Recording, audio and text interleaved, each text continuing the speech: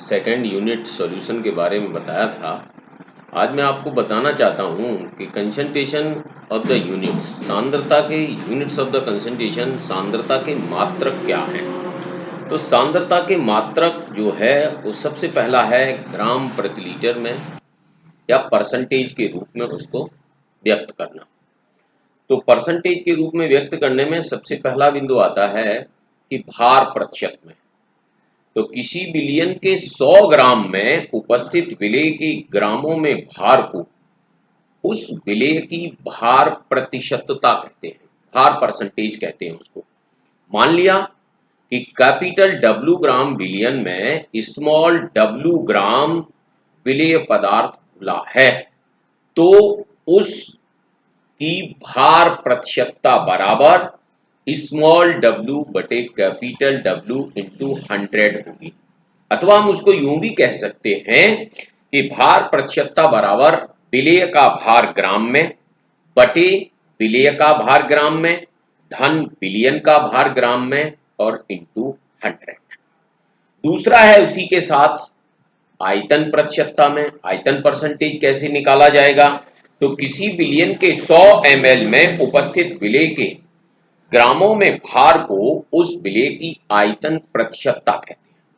अर्थात कहने के लिए हो गया कि विलेय की आयतन प्रतिशतता बराबर हो गई विलेय का भार ग्राम में बटे विलयन का कुल आयतन इंटू 100।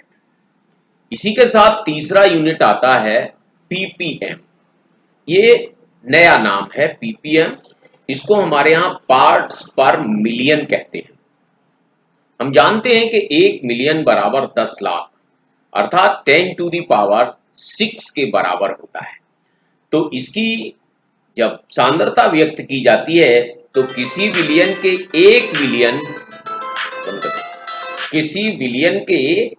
1 मिलियन मतलब 10 लाख अर्थात 10 टू दी पावर 6 में उपस्थित विलेय के ग्रामों में भार को उस विलेय की पीपीएम में सांद्रता कहते हैं, पार्ट्स पर मिलियन में सांद्रता कहते हैं।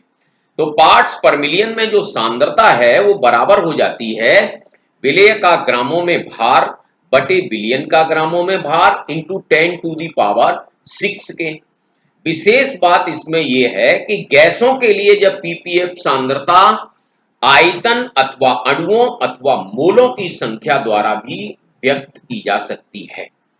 तो गैसों की जब पीपीएम में सांद्रता व्यक्त करनी हो तो विलेय पीपीएम में सांद्रता बराबर हो गई कि विलेय का एमएल में मिलीलीटर में आयतन बटे गैस का एमएल में मिलीलीटर में आयतन इंटू 10 टू दी पावर 6। अथवा हम यूं भी कह सकते हैं कि गैसों की पीपीएम में जो सांद्रता है वो बराबर होती है गैस के अणुओं अथवा मोलों की संख्या बटे गैस विलेय के अणुओं की या मोलों की संख्या बटे गैस के अणुओं अथवा मोलों की संख्या इंटू 10 टू दी पावर 6 के बराबर। दूसरा महत्वपूर्ण मात्रक जो कंसंट्रेशन का है वो है नॉर्मलता। हम जानते हैं कि किसी विलयन के 1 लीटर में घुले हुए विलेय के ग्राम तुल्यांकी भारों की संख्या उस विलयन की नॉर्मलता कहलाती है।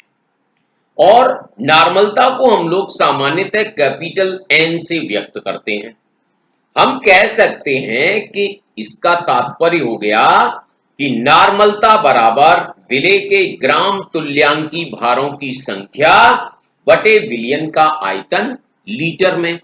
अब हम जानते हैं कि विलेय के ग्राम तुल्यांकी भारों की संख्या कैसे निकाली जाती है। विलेय के ग्राम तुल्यांकी भारों की संख्या जो है वो पदार्थ का भार बटे उसके तुल्यांकी भार के बराबर होती है।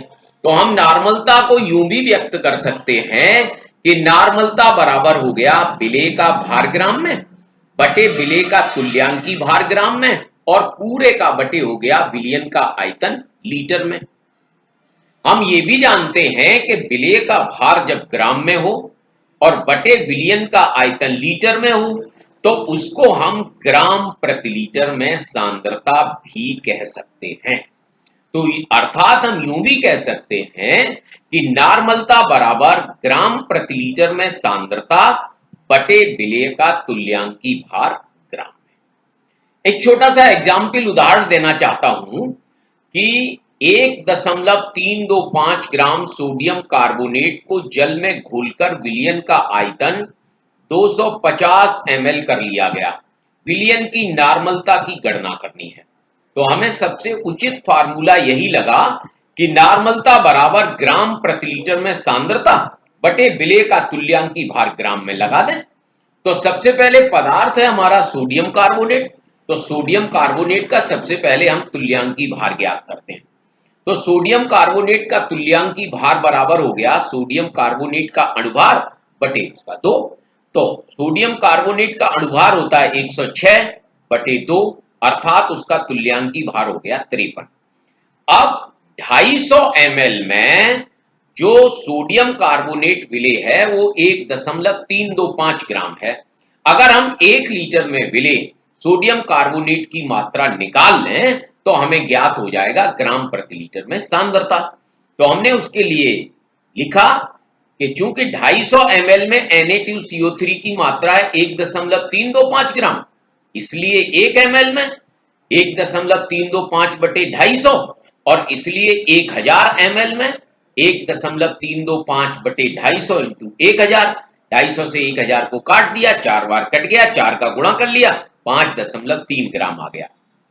अब 1000 ml में 5.3 ग्राम आया, इसका मतलब सोडियम कार्बोनेट की ग्राम प्रति लीटर में सांद्रता हो गई 5.3 ग्राम प्रति लीटर। अब हमने सूत्र लगा दिया कि नॉर्मलता बराबर ग्राम प्रति लीटर में सांद्रता बटे सोडियम कार्बोनेट का तुल्यांकी भार। तो ग्राम प्रति लीटर में सांद्रता आई हमारी 5.3 ग्राम प्रति लीटर, तुल्यांकी भार है 53, तो 5.3 बटे 53 बराबर हो गया 1/10, और नॉर्मलता को व्यक्त करते हैं हम लोग कैपिटल एन से, तो 1/10 एन अथवा 10 का हमने उसमें भाग दे लिया तो 0.1 एन। आगे कल फिर इसके आगे सांद्रता के जो मात्रक हैं उनके ऊपर चर्चा।